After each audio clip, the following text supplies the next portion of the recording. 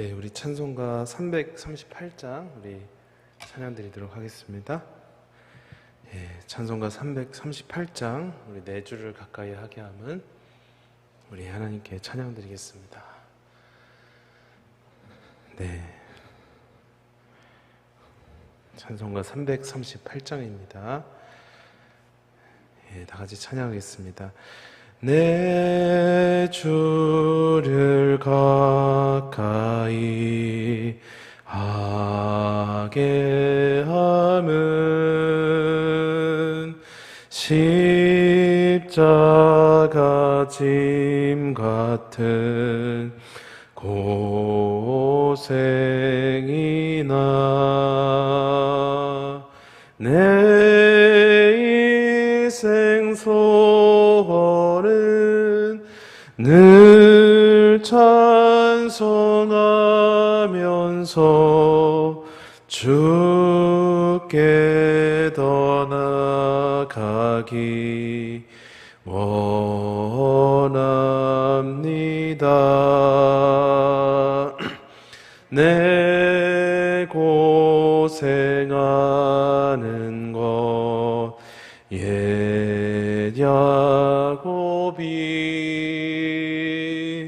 돌베개 베고 참 갔습니다. 금에도 소원은 늘 찬송하면서 주께 더 나아가기 원합니다. 전성에 가는 길 험하여도 생명길 되나니 은혜로다.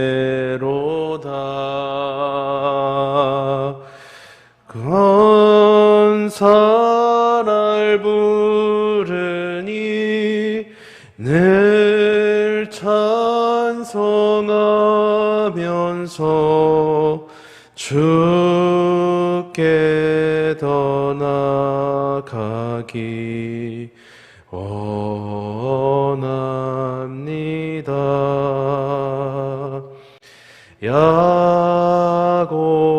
야곱이 잠 깨어 일어난 후 돌단을 쌓은 것 본받아서 숨질 때 되도록 늘 찬송하면서 주께 더 나아가기 원합니다.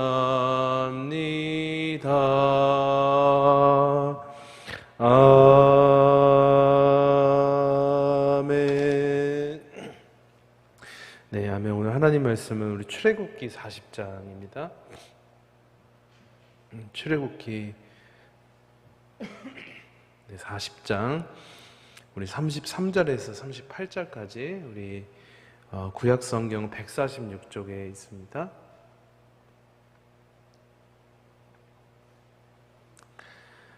출애굽기 40장 33절에서 38절까지 우리 다 같이 읽겠습니다. 시작. 그는 또 성막과 제단 주위 뜰에 포장을 치고 뜰 문에 휘장을 다니라. 모세가 이같이 역사를 마치니 구름이 회막에 덮이고 여호와의 영광이 성막에 충만하매 모세가 회막에 들어갈 수 없었으니 이는 구름이 회막 위에 덮이고 여호와의 영광이 성막에 충만함이었으며 구름이 성막 위를 떠오를 때에는 이스라엘 자손이 그 모든 행진하는 길에 앞으로 나아갔고, 구름이 떠오르지 않을 때에는 떠오르는 날까지 나아가지 아니하였으며, 낮에는 여호와의 구름이 성막 위에 있고 밤에는 불이 그 구름 가운데에 있음을 온 이스라엘 족속이 그 모든 행진하는 길에서 그들의 눈으로 보았더라. 아멘. 네, 오늘은 존중이 여기는 마음의 불씨를 살려내어라는 제목으로 하나님 말씀을 증거하겠습니다. 오늘 여러분 출애굽기 우리가 40장 말씀을 저희가 잠깐 읽었는데, 오늘 이 말씀이 어떤 상황이냐면, 이제 하나님 은혜로 이스라엘 백성들이 출애굽기에서 출애굽을 하잖아요. 애굽에서 나오잖아요. 그러고 나서 이제 이스라엘 백성들이 출애굽기 19장이 되면은 어디 도착하냐면 이제 시내산에 도착을 합니다. 시내산에 도착을 해서 거기서 한 1년 정도 그 앞에 텐트를 치고, 산이 있고 그 앞에 텐트를 이렇게 치고 나서 이스라엘 백성들이 한 1년 정도 거기 머물러요. 그래서 거기서 뭘 하냐, 이제 하나님의 백성으로서 어떻게 살아야 하는지 율법을 받습니다. 율법을 받아요. 이렇게 살고 하나님 뜻은 이거고, 십계명을 비롯한 율법을 이스라엘 백성들이 이제 받아요. 그래서 우리가 애굽에서 우리가 이렇게 살았는데 이렇게 살면 안 되는 거였구나. 하나님 뜻은 무엇이고 주님의 백성으로 어떻게 살아야 하는가, 그것에 대해서 이제 배우게 됩니다.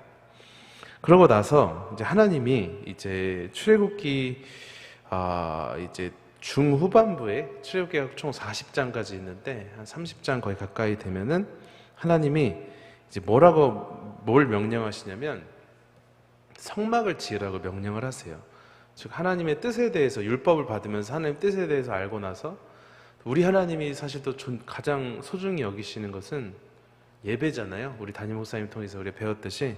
근데 예배를 드릴 장소가 있어야 되잖아요. 그래서 그 하나님을 모시고 하나님을 예배할 그 당시의 성전인 성막을 짓는 법을 알려주십니다.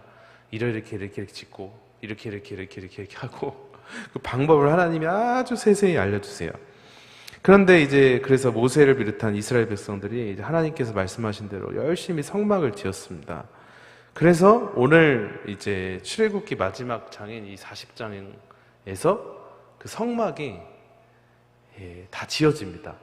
우리로 말하면 이 프로미스 컴플렉스가 2005년 10월에 저희가 입당을 했거든요. 제 기억으로 10월 22일인데 그때 이제 성막, 이스라엘 백성으로 말하면 성막 완공식을 오늘 이제 하고 있는 거예요. 우리 한번 33절을 한번 좀 읽어보도록 하겠습니다. 시작. 그는 또 성막과 제단 주위 뜰에 포장을 치고 뜰 문에 휘장을 다니라. 모세가 이같이 역사를 마치니. 아멘. 그래서 여러분, 우리로 말하면 성전 봉헌식을 한 거고, 완공식일 수도 있고 봉헌식을 한 거고, 그렇게 이렇게 성막을 지었어요. 그러자 이제 무슨 일이 일어났냐면 자욱하고 아주 두꺼운 구름이 성막 위를 이제 덮은 거예요. 근데 이게 단순한 자연 현상이 아니라 그것을 보는 사람들이, 또 하나님과 그렇게 친했던 모세마저도 하나님이 우리에게 임하시는구나, 이런 것들을 느낄 정도였거든요. 우리 34절에서 35절입니다. 시작. 구름이 회막에 덮이고 여호와의 영광이 성막에 충만함에 모세가 회막에 들어갈 수 없었으니 이는 구름이 회막 위에 덮이고 여호와의 영광이 성막에 충만함이었으며. 아멘. 즉 하나님이 이 성막을 다 지은 거잖아요. 그리고 이스라엘 백성들이 하나님이 이렇게 해라, 이렇게 져라, 성막은 이렇게 져라 다 알려주시는데, 이스라엘 백성들이 힘을 내고 열심히 또 자신의 소유를 들여가지고 열심히 짓습니다. 그걸요. 그러니까 하나님 편에서 봤을 때는 하나님을 되게 존중히 여기는 거잖아요. 내가 이렇게 하라고 했는데 이스라엘 백성들이 그대로 다 하나님이 가르쳐 주신 대로 열심히 그것도 이렇게 져가지고 성막을 완공을 한 겁니다. 그래서 우리가 예를 들면 성전 봉헌식 할 때 손님들이 이렇게 찾아오듯이 하나님이 이렇게 찾아오셨어요. 구름으로 찾아오셔서 성막 위에 그걸 덮었고, 이제 하나님, 누가 봐도 이건 하나님이 하셨다, 하나님이 오셨구나, 이런 것들을 여러분 느낄 정도였습니다. 여러분, 이렇게 우리가 통해서 우리가 알 수 있는 건 뭐냐면, 우리 하나님은 하나님을 존중히 여기는 사람들을 존중하시는 하나님이시다. 즉, 이스라엘 백성들이 하나님을 존중해서 성전을 이렇게 성막을 지으니까 하나님이 친히 찾아오셔서 임재를 하신 거잖아요. 반응을 하신 거잖아요. 그래서 여러분, 사무엘상 2장을 보면 하나님은 나를 존중히 여기는 자를 내가 존중히 여기고 나를 멸시하는 자를 내가 경멸하리라, 이런 말씀을 하시거든요.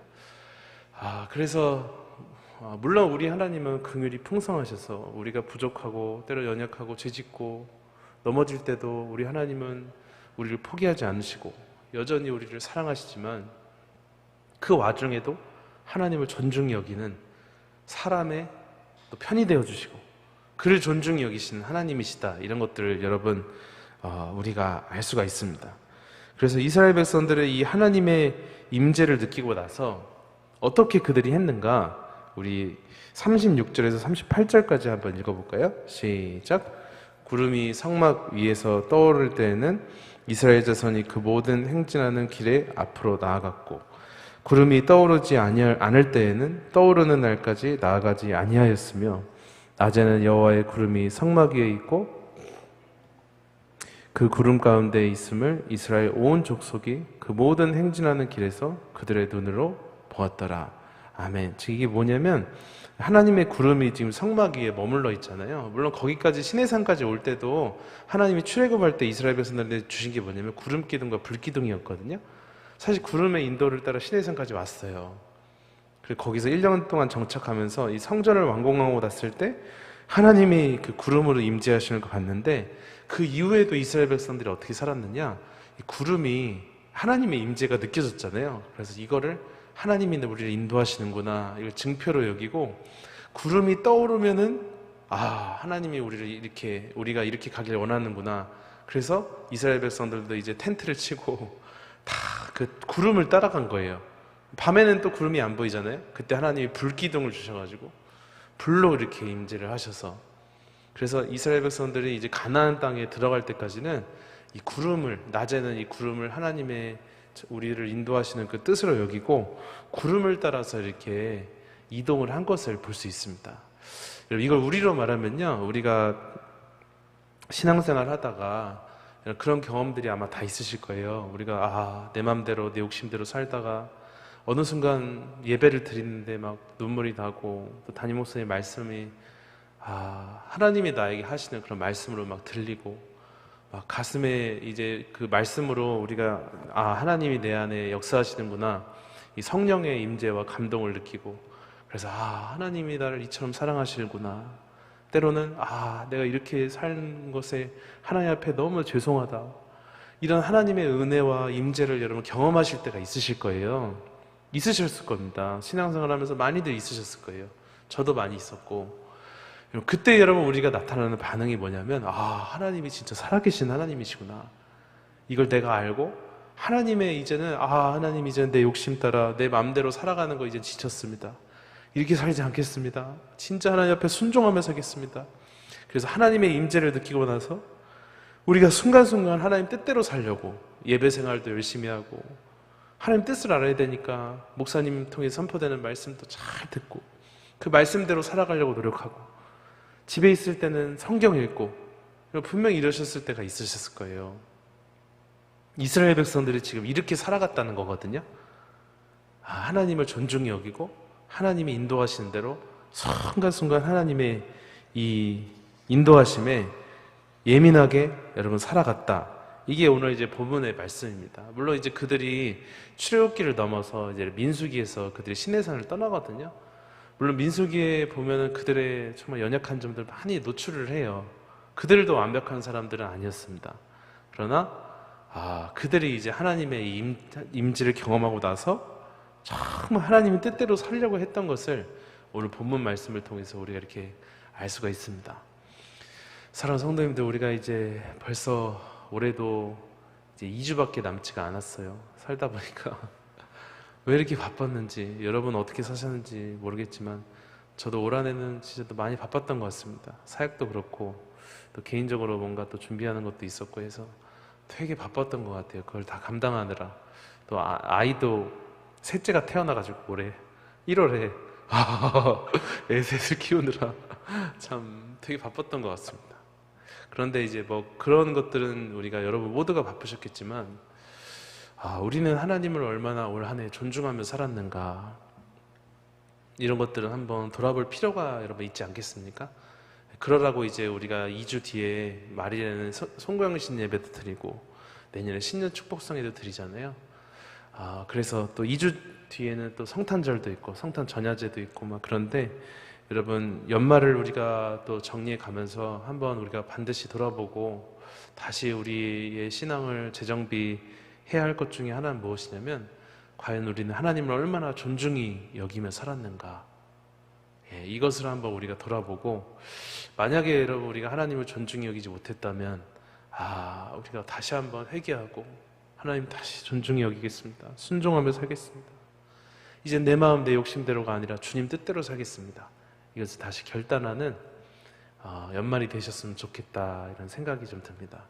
그렇게 했을 때 여러분, 이렇게 우리가 하나님을 존중히 여겼을 때, 이스라엘 백성들이 하나님을 존중히 여길 때 하나님이 성막으로 친히 임재하셔서 역사를 하시잖아요. 인도를 해주시잖아요. 그것처럼 여러분, 지난주에 또 수동 성적표도 나왔고 여러모로 기도하실 게 많으실 텐데, 하나님이 친히 오셔서 역사하시고, 우리가 하나님을 존중할 때 하나님은 우리의 삶에 찾아오셔서 역사하시고, 이런 것들을 여러분 경험하는 또 성도님들이 되셨으면 좋겠고, 제가 됐으면 좋겠고, 그러기 위해서 우리가 하나님을 존중히 여기는 그 마음부터 다시 한번 이 새벽에 또 오늘 주일에 우리가 다시 한번 재정비하고 가져야 되지 않을까 싶습니다. 물론 우리의 힘만으로는 안 되고 하나님이 은혜를 주셔야 되잖아요. 그러기 위해서 여러분 은혜 달라고 기도하는 이 새벽이 되셨으면 좋겠고, 또 그런 오늘 주일이 되셨으면 좋겠습니다. 또 그런 연말이, 또 그런 내년이 되셨으면 좋겠습니다.